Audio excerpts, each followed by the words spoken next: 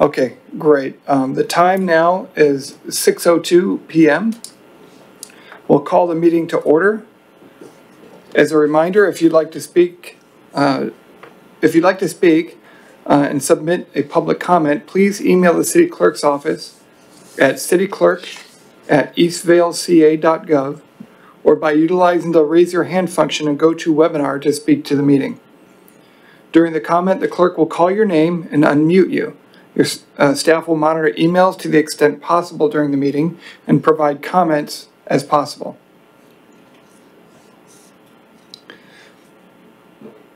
Stephanie, could we handle roll call, please? Commissioner Cirillo? Here. Commissioner Fitch? Here. Commissioner Varela? Here. Vice Chair Gracia? Here. Chair Dinko? Here. Thank you.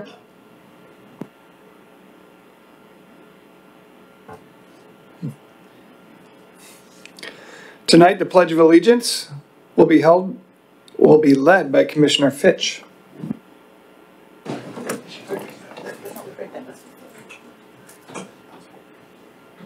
Right over your heart, please.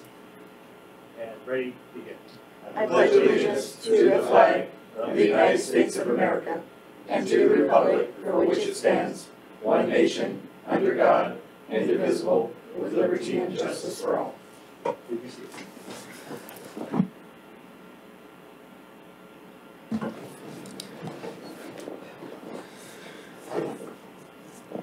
So under presentations and announcements, the first item under 4.1 would be the monthly fire update, but obviously CAL FIRE has been very busy with all the fires in Southern California. Do we have anything from them that was sent forward, or I know they're all busy. No, sir, we don't have any update from CAL FIRE tonight. I wouldn't expect so. I mean, the entire state is on fire, unfortunately. So they're all very busy. And I know they recently had a passing of a CAL FIRE out at the El Dorado fire, which is very terrible for them. I know that's a lot to go through, along with trying to fight these fires at the same time. The next item tonight is the monthly police department update from Riverside County Sheriff's Department. Good evening, Mr. Chairman, Commissioners, and City staff. Lieutenant Mark Boyd here. As you can see, we have a new sergeant here, so I'd like to take the opportunity, if I may, to introduce him and read a quick bio before he presents the stats, if that's okay with you guys. Excellent. All right, this is Sergeant Iam Sasineth, and for henceforth he'll be known as Sergeant Iam, because I never say his full name. I'll let him correct me, because I know I just said it wrong. But Sergeant Iam was hired by the Riverside County Sheriff's Department as a deputy sheriff on January 3rd, 2003.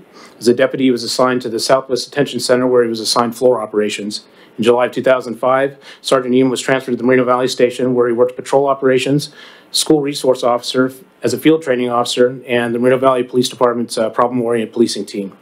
In April of 2013, Sergeant Iam was transferred to the Ben Clark Training Center, and he was assigned to the Basic Academy as a recruit training officer.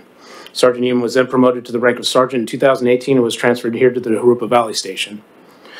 After I got here and we left with Brian, Sergeant Iam became, he was the natural choice to bring him over. So he's now the face of Eastvale for us. But he's married, he has 3 children. He graduated from the California State University, Fullerton, with a bachelor's degree in criminal justice. He's a U.S. Navy veteran and served 9 years as a Master at Arms, and he was deployed to Desert Storm. And that is Sergeant Iam. I'll let him say a few words about himself. Good evening, Chair. Good evening, Commissioners. I appreciate your time allowing me to be here today. Again, it's my first time attending this type of function or meeting, so if I, for some reason, don't understand the protocol, please forgive me. But I'm excited to be here. Lieutenant Boyd has given me the opportunity to lead the Eastvale Traffic Unit, so I'm looking forward to the challenge. So thank you. Welcome. Thank you for coming tonight. So it's great to have you here and great to meet you. Thank you. Now, do we have the an update? Typically, we get an update right around now for talking about the stats and what we've had over the last several months. And okay. Anything going on with? All right. So for the month of August, let me get my glasses on, so I apologize, can't read. Deputies responded to 1,961 calls for service for the month of August. In July, they responded to 2,084, which is a 5% decrease.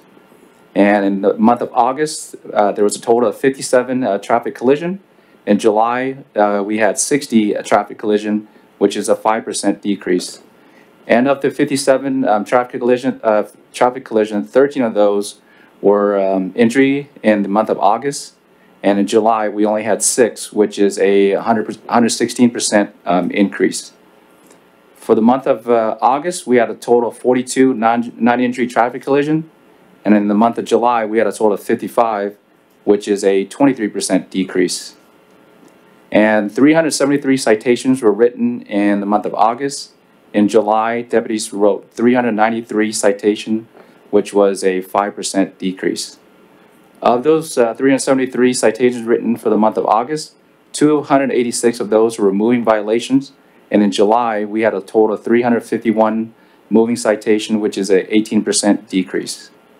For the month of August, we had a total of 87 parking violation. And in July, we had 42, which is a 107% increase. For the month of August, we had a total of 7 vehicle burglary.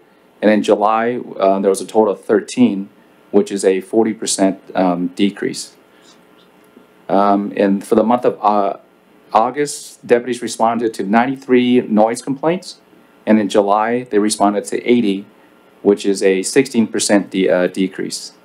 For the month of August, we had a total of 4 mail thefts. And in July, we had 6, which is a 33% decrease. The uniform crime report for the month of July, thank goodness we had 0 homicides in the city of Eastville, 0 rape. Deputies investigated 3 robberies, 3 aggravated assault, 10 burglary, 33 larceny and theft calls, 8 vehicle theft, 1 arson.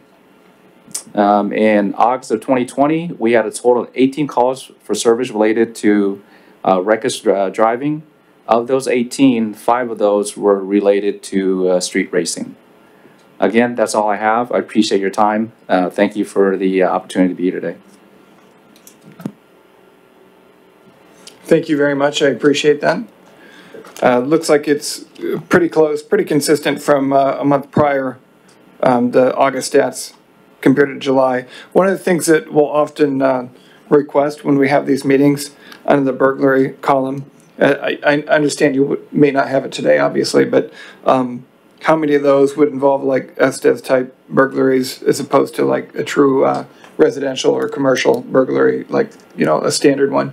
Like, a lot of those can get disguised as like, you know, one of the targets, you know, that was really a theft or and it turns into a burglary because of you know, maybe they already came in prepared, and especially the robbery column. We had 3 there, and if they're all Estes types, not burglaries, but Estes robberies, and you know, it's always good to know that as opposed to a standard traditional robbery. But I understand you may not have that today, and that's okay. But that's something we'll often ask to differentiate. Okay, I appreciate it. For the next meeting, I'll definitely we'll try to definitely have that awesome for you. Thank you. Thank you, sir. Yeah, Mr. Chairman, I don't recall any of those stats being anything of significance, so. Great, thank you. Also, I know we don't have the August official, but is there any way that we can get a printout of August, just like when you're reading them off, so we can look at both of them as you're reading them? Because this is July, correct? So the we have a total. So we have one for August. There's always 1 month late. So we have the numbers for August compared to July. So you just wanted a copy of that? Yeah, just so like when you're reading them off. Oh, I see what you're saying. Okay. Visualize it, because Yes, ma'am. it's kind of hard to keep track of both. Okay. Yeah, but thank you. I appreciate this though, because this is, I think, the first time we've gotten one of these too. Thanks. Can I see that, ma'am? Is this the one that the city does? Yeah. Oh, okay. Got it. That's no problem. Take care of that. Thank you. So one of the things that happens is we get the crime stats submitted to, is an attachment to the agenda. And then, you know, usually it's a previous, and by the time the actual meeting happens, we have, you know, newer stats and we talk about them.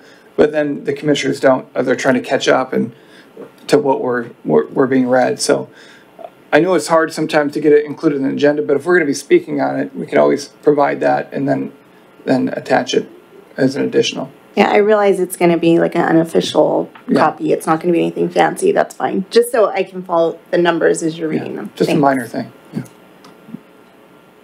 Sorry, one more nitpicky thing with this. You guys have been good now at giving us the vehicle perk stats every month before we had asked those separately. But since you're giving us vehicle perk stats, whoever prints this, can we just add a line like under Berg to show vehicle bergs?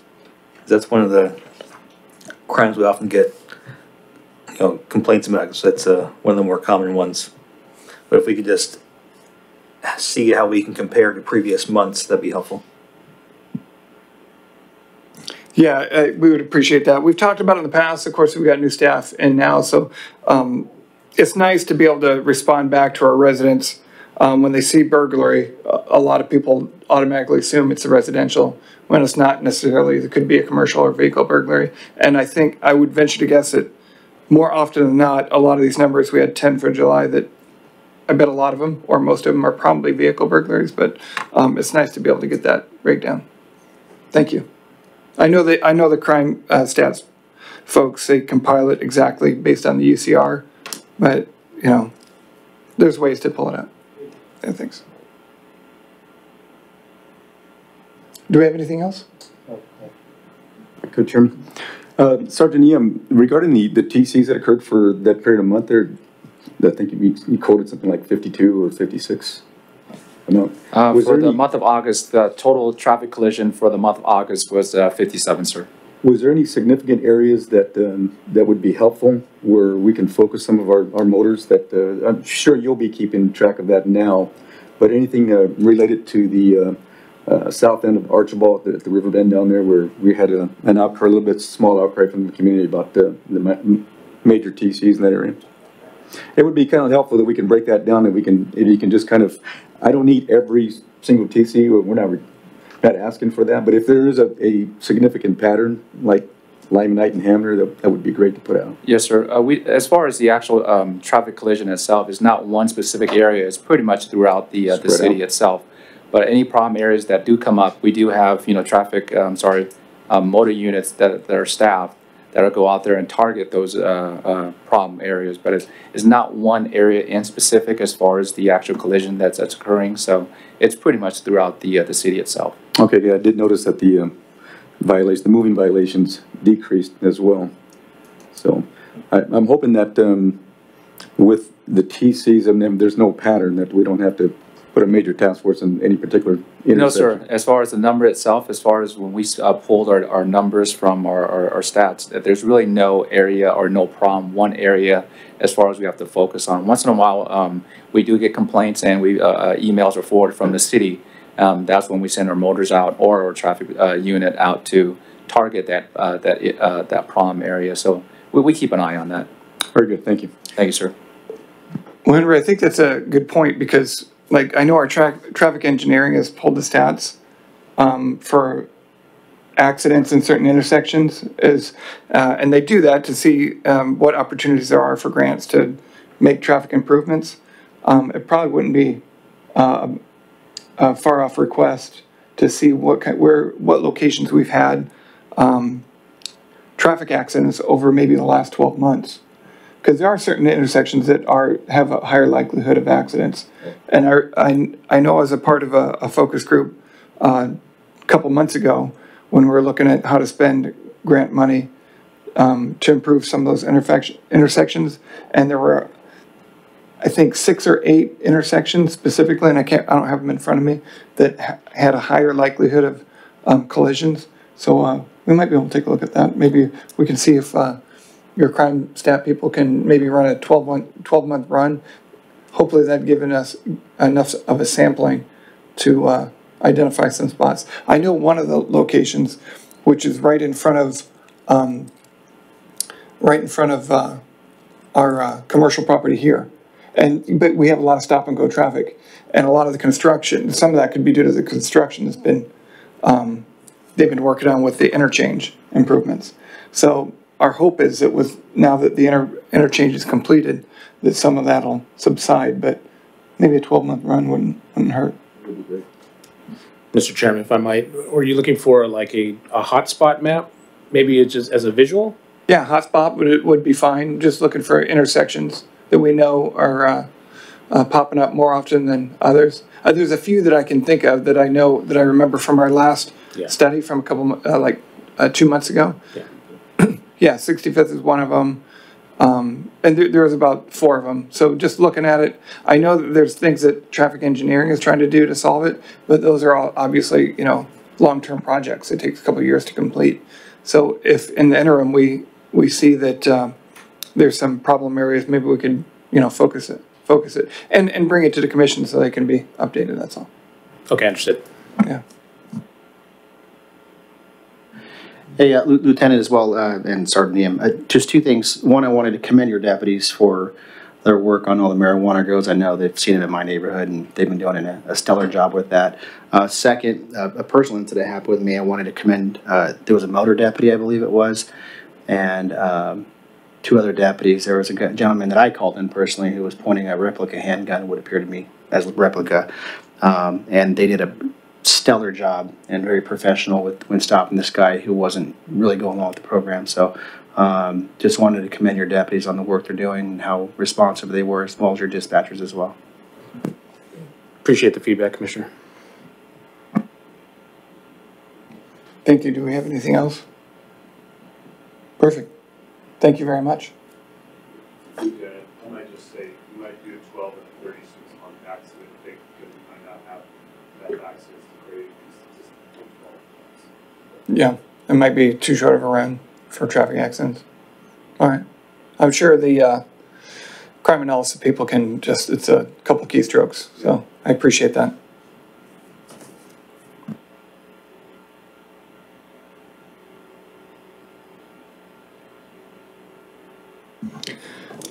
All right, moving along to, let's see here, item 4.3, our monthly community enhancement and safety update by our safety manager, Turfer.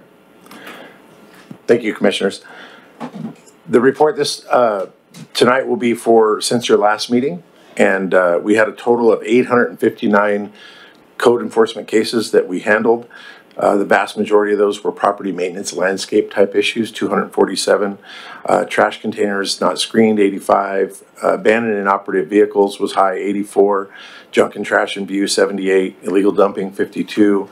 And then the numbers drop off from there with various parking violations and things like that. I want to also share that when we came to you back in June with a priority program of how we're going to prioritize our responses to cases, we have some statistics for that. So since July 1st, we've been tracking how long it takes officers to respond to an initial complaint. If it's a priority 1 complaint, the average response time is half a day, 0.54. For priority 2, it's 1 day. And for priority 3, it's 2.5 days. So we're still able to respond fairly quickly to the initial call with those priorities, but at least we're getting to the 1s and 2s really quickly, which is what we were going for. And that's all I have. Great, thank you. Commissioners? I have a question. Okay, so from the last information I think I received, vendor-wise, we have 1 correct that's able to operate in the city? Or how many do we have? Anybody can do that if they meet the requirements. So I'm not, maybe what you're asking is how many have actually gotten a business license? Yes. And I don't have that information. Or how many are allowed, I guess, to be in the city? There's not a limit to that. If they get the business license and they comply with the state regulations, then they're allowed to operate. They don't have to go through the city to fill out? They just have to get a business license, and we have to issue it if they comply with all the requirements. Okay, so you don't know how many have? I don't. I could ask finance if they track people who are asking for that type of license, and I'm not sure if we have it typed separately or if they're just a food vendor, but we could look at that and see what kind of numbers we have. I thought I remember that differently. Huh? Okay. So I would just say that there was one, like 6 months ago, when it happened. I had to person's out there, but it doesn't mean that they don't have to Okay, so they can still operate without an actual approved license? No, they're not, that's not a legal one. So if there is one, you can, we would use a check to see if they have it. They're not aware of any Okay.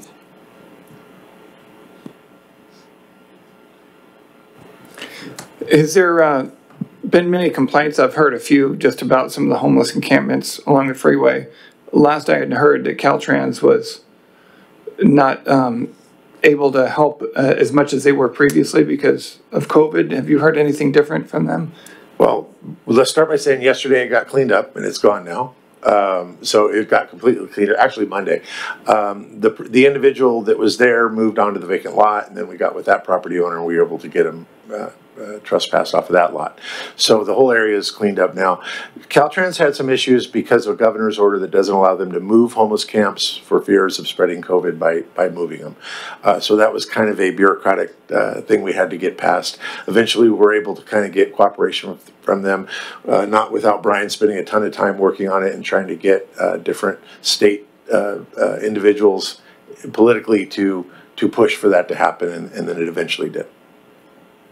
Awesome, that's great news. Thank you very much. I appreciate that. I know that's not easy, especially during this time when there's a lot of opportunities for agencies to find reasons not to participate. But I'm glad you're able to make that happen. Thank you. I know that I've got a lot of questions about that, and so that's going to answer a lot of questions from our community for sure. So yesterday, that's great timing. I didn't expect that. Thank you. Yeah, I saw it Sunday, Monday morning. for the record. It was cleared up. You may not know, but we're able to direct them to any resources, or they just kind of move on their way. We offered plenty of resources. I'm curious when you accepted though successfully, or if they just moved on. Can't go into details. Got it. The encampment, but it has not been reported on social media, so it's the whole, you do one thing wrong, then people are told, you do it right, no one says thank you. So, but we got the encampment taken care of. Thank you, Brian. No, I'm not asking for that, but it's no one in the community has noticed that it's gone, but they noticed that it was there. I just thought that'd be good PR if he did actually transition to any kind of programs. Yeah, we don't do things like that for PR. So. And that's not true. I did notice it because I was southbound on the 15 freeway at 8:30 in the morning. And I saw CHP and a whole crew of Caltrans folks out there cleaning it up. Yeah. So we, it wasn't Caltrans folks. Or was it? It wasn't.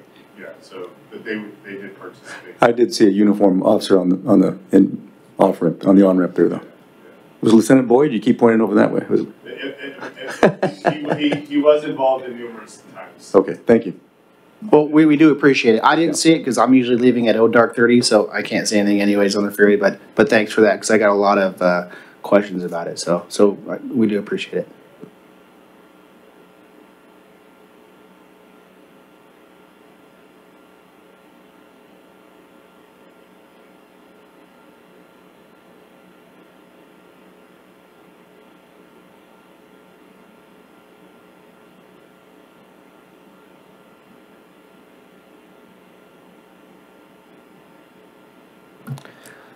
On a different topic, Johnny, what's the rules on Airbnbs in the city? We might have discussed it in the past, but I don't recall. They are completely prohibited in the city. Got it. So if somebody has a neighborhood, they just go on eCitizen, I'm assuming, and then post the ad? Would that be the way to handle it? If you are aware of an Airbnb, report it to us, and then we'll follow up on it, and we'll issue them a notice and make sure that we get them started down the process of removing it. Okay, thank you.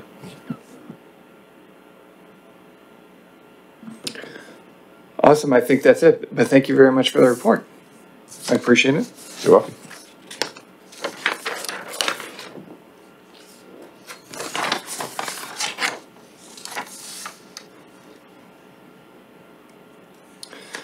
We're going to move on to item 5, additions, revisions. The commission may only add an item to the agenda after making a finding that there is a need to take immediate action on the item, and the item came to the attention of the agency subsequent to the posting of the agenda.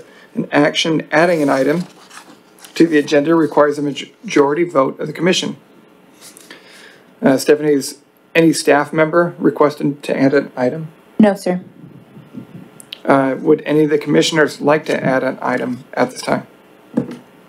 No. Looks like we have all no's, so we'll move on to the consent calendar. Items 6.1 through 6.4. All matters of the consent calendar are considered routine, are to be approved with one motion unless a commissioner, staff member, or a member of the public requests separate action on a specific item. Have we had any staff members request to pull an item? No, sir. Any member of the public? No, sir. And commissioners, would you like to pull an item? No. Then we need a motion and a second and a vote to accept the remaining of the consent calendar.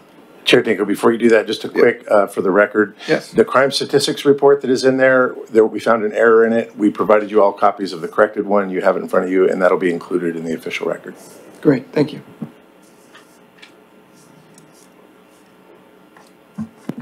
I'll motion.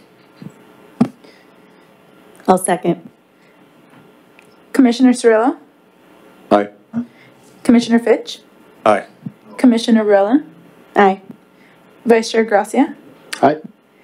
Chair Dinko? Aye. Motion passes 5-0. That's the end of the consent calendar.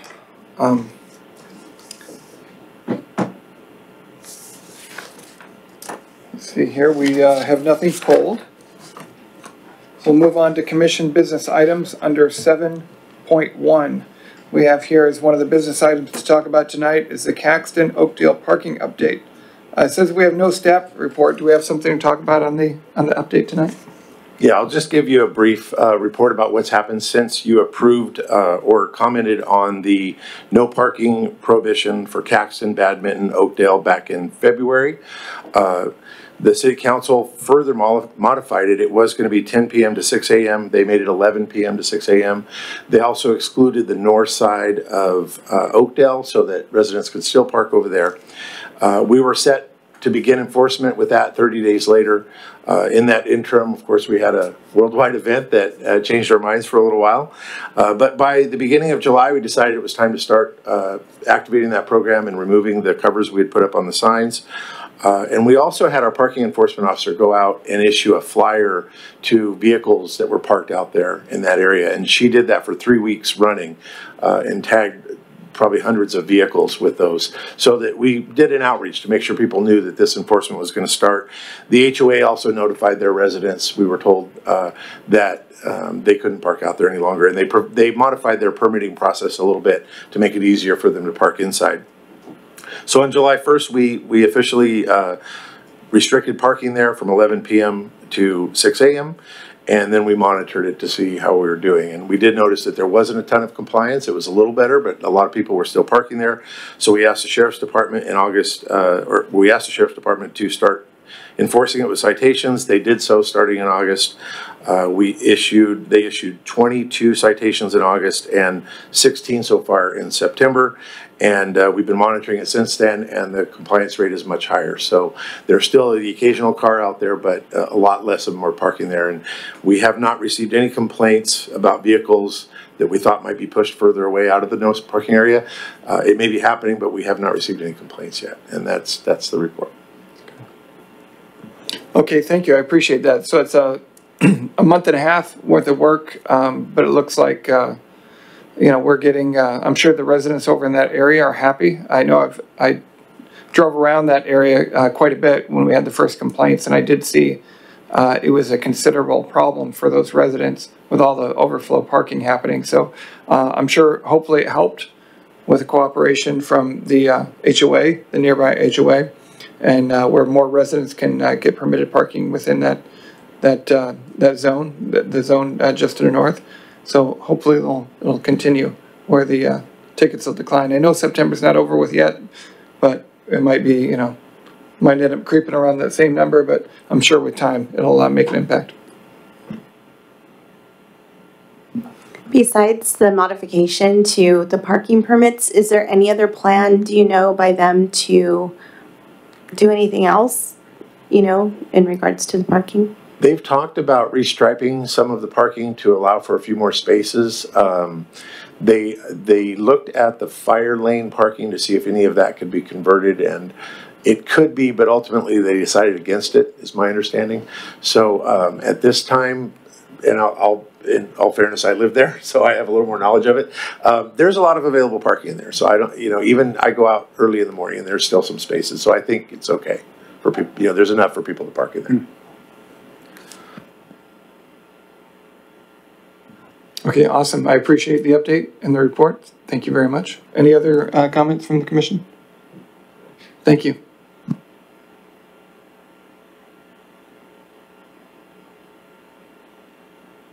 And I'm assuming we didn't have any public comments on this item? No, sir, we have not. Okay. We'll move on to public comments portion of the meeting. Item 8, any member of the public may address the commission on items within the commission's subject matter jurisdiction, but which are not listed on this agenda during public comments. However, no action may be taken on matters that are not part of the posted agenda. We request comments made on the agenda be made at the time the item is considered, and that comments be limited to 3 minutes per person. If you wish to submit a public comment, please email the city clerk's office at cityclerk@eastvaleca.gov. Staff will monitor the emails to the best extent possible during the meeting and provide comments as possible during the meeting. All comments will be made part of the record. Once public comment has been received via email, comments will then be read into the record with a maximum allowance of 3 minutes per individual comment. If a comment is received after the agenda item is heard, but before the close of the meeting, the comment will be included as part of the record of the meeting, but will not be read at the meeting. If you are joining using the GoToWebinar, raise your hand function now, and the clerk will call you when it's your turn. We will wait a few seconds to make sure you connect and you're able to ask your question.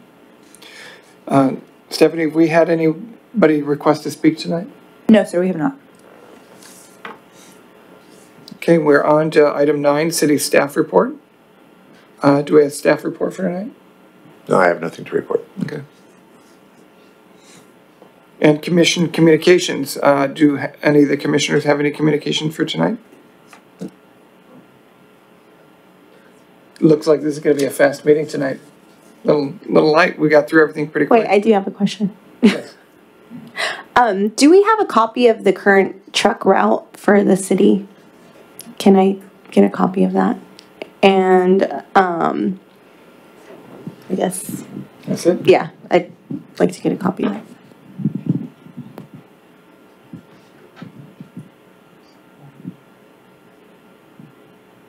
Yeah, we can mail you out a PDF of the truck route. You guys just adopted it within the last year or so. So we can get you a new copy. Okay, yeah. I think it was like within the last 12 to 18 months or something, I remember. I did want to share that next Thursday, October 7th, is the State of the City, and it'll be done virtually. So we'll be sending out a link to everybody, and you can watch it. It'll be about an hour in time. The pre-show starts at 5:30, and then the real show starts at 6. So that's Thursday, October 1st, which also coincides with our 10th anniversary of being an incorporated city. So hopefully all of you can use the hashtags and whatnot and post your little watch parties of your families watching the State of the City. It's a great learning opportunity for your kids to see civil government and action, and that's everything that Eastville is all about, is action, and we're doing a lot of action in this last year, so we're celebrating a lot of that. You guys get the privilege of, we should have had it covered, but the public art mural over here that Rosemary Tuthill, please don't post pictures before. I was just going to say, I already posted it. Just kidding. But this is the beautiful public mural that Rosemary Tuthill has been working on for the last 18 months. It's done in oils. And she was originally going to do it in acrylics, but the detail, and when you go up there, you're going to see the amount of detail, but it starts from the history of the Native Americans that, and I can't remember the tribe name, but along the Santa Ana River, and then some of the early homestead, and then the dairies and the vineyards. Well, actually, the vineyards came before the dairies, and the old schoolhouse, and then, you know, we have groundbreaking there with all the various council members that have ever served as council members for the first 10 years of incorporation, and then a lot of the construction that's going on, and it moves into the subdivision. So you see on the one side it's the subdivisions, on the other side it's the vineyards, and that's how things kind of transformed around here. And then you have some of the playgrounds and the sports, and hopefully we have baseball represented up there, but we have cricket and soccer and basketball and a few other sports, and both our law enforcement and fire and schools and our trails and our Eleanor Roosevelt High School and our big commercial site up there at the station. So quite a bit going on in our military banners and whatnot. So it's quite a, there's a lot of detail, and every time I look at it I see something new in there. So you can actually go up there and identify each one of the council members that have ever served by just their design. So it's quite a beautiful thing. The unveiling is going to be tomorrow night at 6 o'clock. So if you're around or available, you're welcome to join us for this. So, but mark your calendars for October 1st. So we're excited about that. And I was going to update you on the encampment is gone. So that was a big thing on social media for a long time. We had assembly members, Caltrans, everybody involved at the state level, and we were always told that the governor is worried about state employees catching COVID, so they couldn't do anything, and they were worried about, and so we asked, could we have permission to do it, and they wouldn't let us step onto their property to do it, and so we said, well then, we're respectfully asking you to do it. But they did post no trespassing signs up there, which gave the individual 72 hours to move on. It would have been great if they would have done that about 4 or 5 months ago. But we're glad that they did it when they did it. And then he moved over onto private property, and that private property owner posted no trespassing signs, and then was complying with debris and no camping, and took care of that at that time. So there was a collaborative effort by everybody. So Awesome. Thank you. I appreciate that. That's still good news. I appreciate the update. Thank you. And I think that's it. The time now is 6:40 p.m. Fast meeting tonight. The next meeting of the Public Safety Commission is scheduled for Tuesday, October 27th, 2020 at 6 p.m. The meeting is now adjourned.